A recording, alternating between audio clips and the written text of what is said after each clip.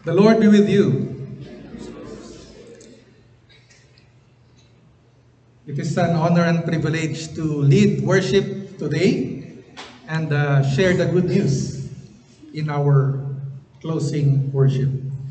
Alam niyo, as a doctor, madalas bad news yung binibigay ko sa mga pasyente. Ano? So para maiba naman ngayong araw na ito, good news naman ang i-share ko. Let us pray. Lord, open our hearts and our minds to your word. May the words of my mouth and the meditation of my heart be acceptable in your sight, my rock and my redeemer. Amen. The Gospel of Mark that was read to us this morning. It's one of the unique books in the Bible.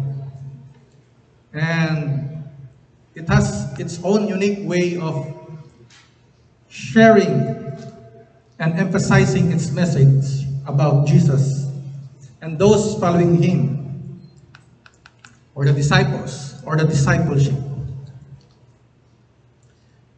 The gospel reading tells us the story of Jesus and his disciples going to a village named Caesarea Philippi. It's just a small sentence there in the verse. Hindi niyo mapapansin yun.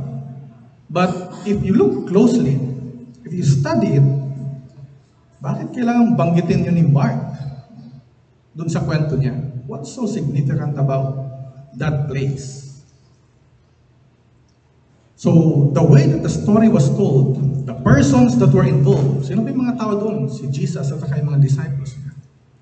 And the location where they were going, kung saan sila papunta, are all important to better understand the message of Scripture today. And so, we reflect, what is this place, Caesarea Philippi? During those times, this is a very notorious place for being a pagan town. It's a pagan town kung saan meron sila kanya-kanyang mga Diyos. Alam niyo yung mga Grego, may kanya-kanya silang mga Diyos, the Greeks. So this time, during the time of Jesus, was known as a pagan town. And there are a lot of religious people. Remember that the disciples of Jesus, even Jesus himself, he was Jewish. They were religious people, but they were going to a town that was pagan. A town that teaches secular things about the world, non-religious stuff. So Jesus and his disciples are on the way to a pagan area where their faith and religious beliefs will probably be challenged. So when Jesus said to his disciples, "Take up your cross and follow me," he meant that disciples must expect that their faith, their obedience to God, will be challenged, especially in the place where they are going. The most difficult part is that they have to confess that they are disciples. They must confess who Jesus is in the midst of that secular world, in the pagan world that they will go to. So the Gospel of Mark tells us to consider these important parts of the message, including the significance of the place, as we reflect the challenges of Jesus. Whoever wants to be my disciple must deny themselves, take up the cross, and follow me. Discipleship is difficult and costly. Ito yung hinihingi ng Panginoon. We must expect to encounter difficulties and challenges. And so, in celebration of our first year anniversary, yung mga estudyante, you have your own difficulties and challenges. Yung mga second year, you had your own difficulties and challenges during your first year. Yung mga first year ngayon, applying here, you had your own difficulties and challenges. Yung mga faculty and staff, hindi lang ninyo alam ang araw-araw na difficulties and challenges that they encounter. But we are here because we wanted to be His disciple. We wanted to follow Jesus. We wanted to obey God. We want to obey God and follow God's plan. And so we are not here by accident.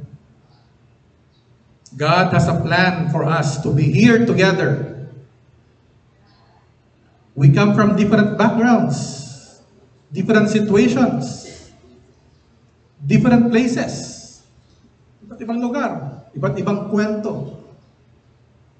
Pero sa unang taon na ito, bit-bit natin yung lahat at andito tayo dahil sa plano ng Panginoon.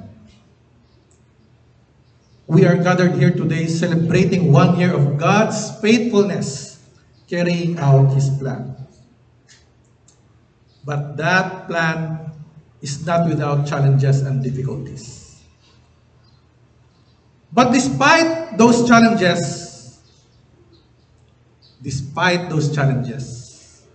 we are here and have been faithful to God's call. And so what is our Caesarea Philippi? What is the location where this pagan world will challenge our discipleship? There are many examples of the challenges we Christians face in this secular world. Pag-on mo pala ng radyo, ng TV, ng cellphone mo, you will be challenged by different thoughts, concepts, and ideas from this secular world. But as Christians and disciples who follow Jesus, we are countercultural. We are countercultural. And often we encounter messages and concepts from this world that actually runs counter to what Jesus is telling us in the Bible, even in our story. But our confession that we are the followers and disciples of Jesus must be reflected in our worldview and perspective. And so I want us to reflect on three things. Three things that this secular world is proposing to us.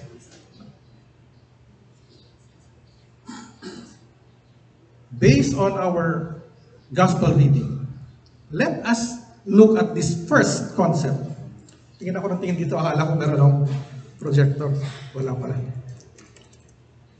The first, madalas nyo itong nakikita. Meron kasi ako prepare, hindi ko pala nabigay kay Ralph yung projector ko. The first, madalas yung naririnig ito. Sabi niya, love yourself. Sabi ng mundong ito, love yourself. The secular world teaches us to put our own needs on top of the priority. Mahalin niyo sarili niyo. Alam ko may kanta dyan si Justin Bieber. Love yourself. And most of the time, ang ibig sabihin nila nun, be a little selfish. Maging selfish ka. Paminsan may bargain, no? Konti lang na selfish, no? Minsan may bargain, no? Pwede namang magmahal ka pa rin ng ibang tao, pero anong madalas sinasabi? Magtira ka para sa sarili mo. You hear that? It's in your social media. But the Bible reminds us, love your neighbor as you love yourself. Even in 2 Timothy, sabi niya, people will be lovers of themselves, lovers of money, lovers of pleasure. And so, Timothy warns us about loving ourselves. Because as disciples, we are expected to deny ourselves. Jesus said, deny yourself, especially pleasurable things, sinful pleasures. We deny ourselves of selfish intentions. We do not love ourselves, but rather, we love our neighbors. Sabihin mo nga yan sa katabi mo, mahal kita kapatid. Mahalin mo ang iyong kapwa. Kaya nga, yung pagdodoktor, it is an ethical profession based on the virtue of loving your neighbor.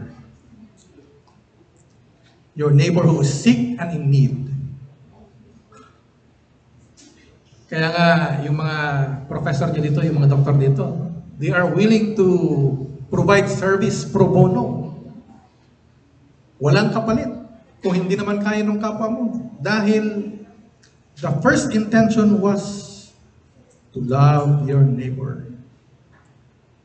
And the Bible reminds us in 1 John, this is how we know that what love is. That Jesus Christ laid down His life for us. And we ought to lay down our lives for our brothers and sisters.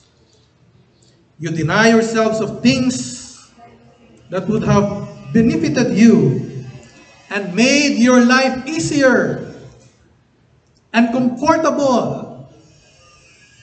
You know that you will put yourself in a difficult situation as a student or as a faculty or staff here in this institution. You deny yourself of pleasurable things. You will lose time with family and friends. Magbabakasyon sila. Maiwan ka dito kasi wala namang bakasyon. You will be put in a position to be ridiculed, criticized, and even be misunderstood by people. But the cross tells us to die from our sinful pleasures for ourselves. And you have been willing to take the challenge in obedience to God. And so that is denying yourself. And who is expected to do that? Who is expected to love your neighbor? That is expected from the disciples. Kaya yun ang tinanong ni Jesus sa mga disciples niya. Jesus was talking to His disciples and He asked them to lay down their lives by loving their neighbors as He did for us. And so as disciples and followers of Christ, we ought to do the same. Deny ourselves. Love our neighbors. Hindi yung proposal ng mundong ito to love yourself first. Pangalawa, sabi ng mundong ito, do not stress yourself. Bawal ma-stress. In this time where mental health concerns is a big issue, the secular world have told us na bawal ma-stress. And instead, indulge yourself in pleasurable things. Paminsan, sinful pleasure and leisure activities have become our alibi for avoiding stress. Pero hindi masama yung stress. Stress is normal. According to WHO, stress is defined as a natural human response that prompts us to address challenges and threats in our lives. And so there is a spectrum of stress where stress is normal. Meron din namang naging abnormal na. But we must not avoid that because that is normal. We must not avoid stress to the point of having an excuse to avoid the difficulties and challenges. Because you will be subjected to this stress. And that is the cost of obeying God. Kaya nga sabi niya, whoever wants to be my disciple must deny themselves. Ano yung kasunod? Take up your cross. And taking up your cross means you have to sacrifice some things in your life that will put you in an uncomfortable situation, and you will encounter stress. Carrying the cross is not just a simple experiencing of suffering and difficulties. The cross means you are putting away pleasurable things and willing to encounter those stress. The cross means denying yourself and prioritizing God instead. That is the cost of discipleship.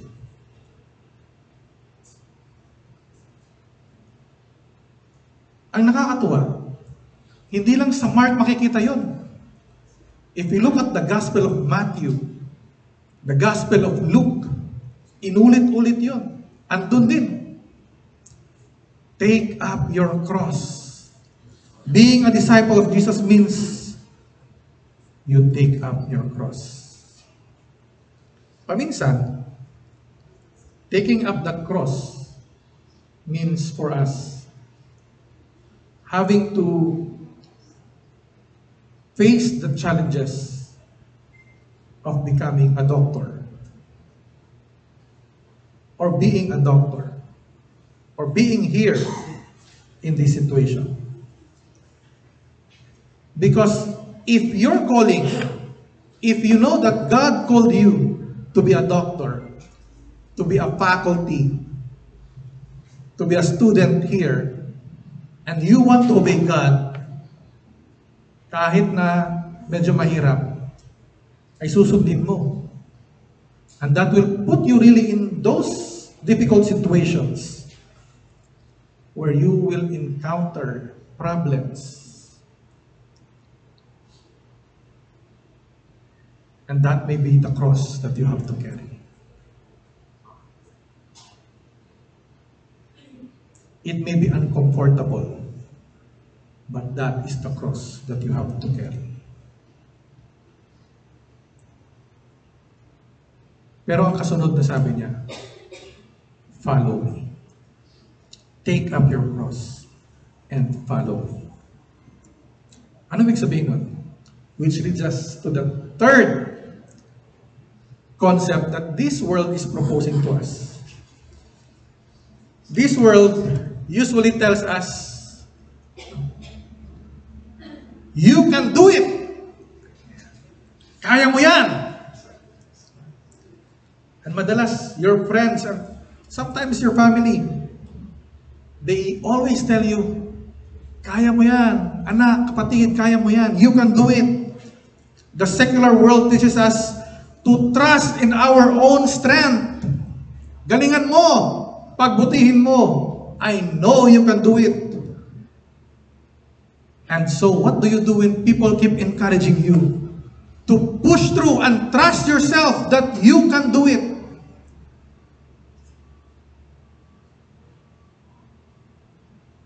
You start believing that you can do it on your own and forget to trust God.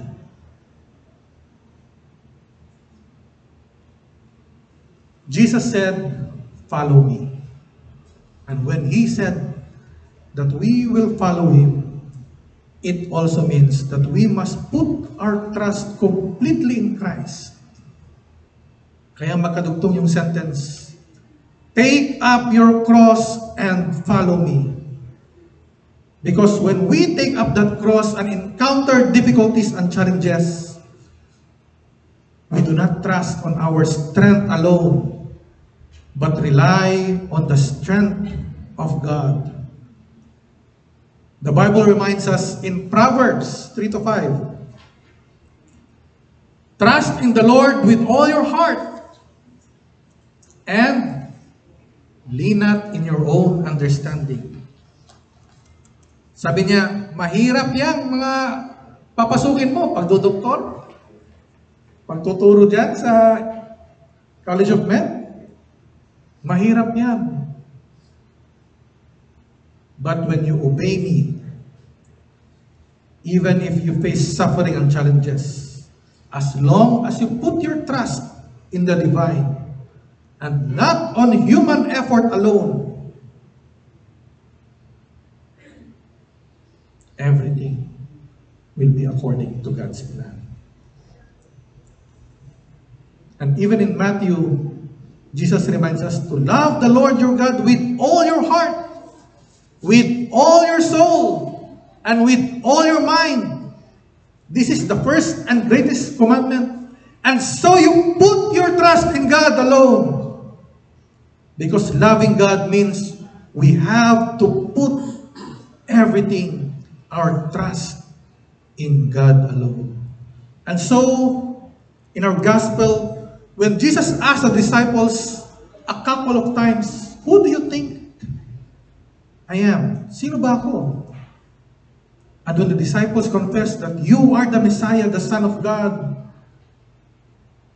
they are putting their trust in God. And we will be asked repeatedly here, when we will be challenged, when you will face difficulties, kanino mo ilalagay ang iyong tiwala? And we must repeatedly confess that Jesus is the Messiah and we put our trust in Him. And that means we only have to rely on God and not on ourselves. Because there will be difficulties every now and then. There will be problems, hindi mawawala yun. But the good news, my dear brothers and sisters, God is with us. And if we obey God and become faithful disciples, we will never go wrong. And so as we celebrate our first anniversary and begin another year of journeying with God, let us remember that if our obedience led us to this halls of Isabela State University College of Medicine, then do not be afraid, my dear brothers and sisters. Deny ourselves, take up the cross, and follow Him. In the name of the Father, of the Son, and of the Holy Spirit. Amen.